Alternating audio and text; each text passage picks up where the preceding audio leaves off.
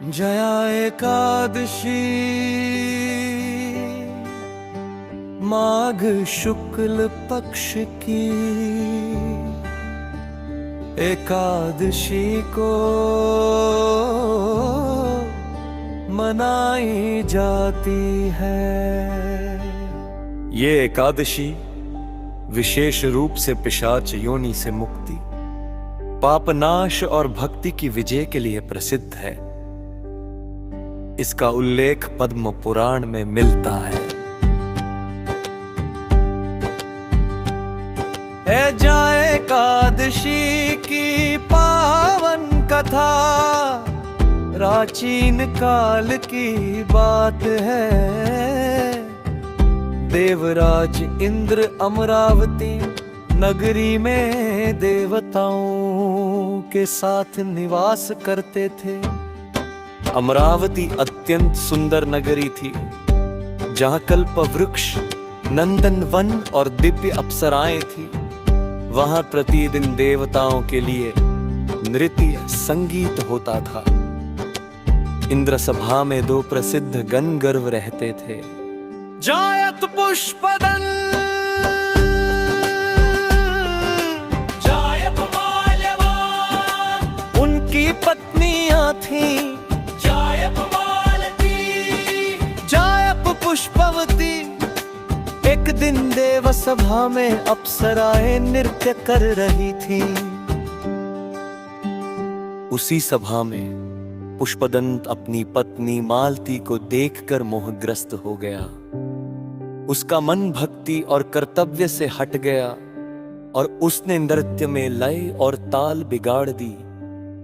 इंद्र को ये अपमान सहन नहीं हुआ।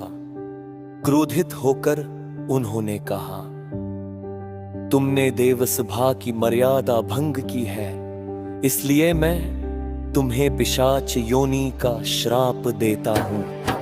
श्राप पाकर पुष्पदंत और मालती दोनों पिशाच बन गए और हिमालय के निर्जल भक्ति गनने लगे। एक पिशाच योनि का दुख, पिशाच बनने के बाद वे अत्यंत दुखी रहने लगे। ना भोजन सुख देता था, ना नींद आती थी, सर्दी गर्मी असहनीय थी। फिर भी उनके मन में भगवान विष्णु के प्रति श्रद्धा जीवित थी। जया एकादशी का व्रत। एक दिन माघ शुक्ल पक्ष की जया एकादशी आई। संयोग से उस दिन उन्हें कुछ भी खाने को नहीं मिला और वे निर्जल उपवास में रहे।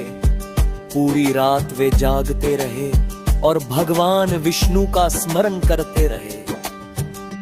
उनका यह उपवास अनजाने में हुआ, पर उसमें सच्ची श्रद्धा थी। चमत्कार और मुक्ति एकादशी व्रत के प्रभाव से। साथ उनके सारे पाप नष्ट हो गए। सात पिशाच योनि से मुक्ति मिल ली। सातवें पुनः अपने दिव्य स्वरूप में लौट आए। देवदूत उन्हें विमान में बैठा कर स्वर्ग ले गए। इंद्र ने भी उनसे क्षमा मांगी और उन्हें पुनः गंधर्व पद प्रदान किया। दिव्य कथा का फल और महत्व। भगवान श्री कृष्ण ने युधिष्ठिर से कहा, हे राजन, जो भी मनुष्य जया एकादशी का व्रत करता है वे पिशाच योनि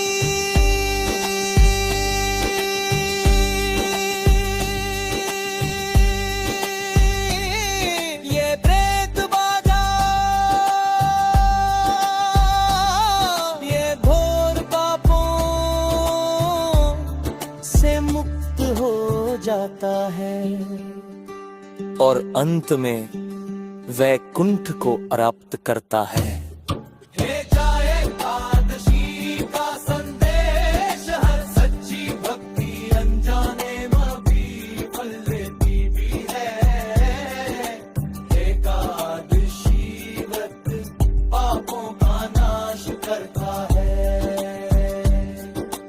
भगवान विष्णु अपने भक्तों की रक्षा अवश्य करते हैं।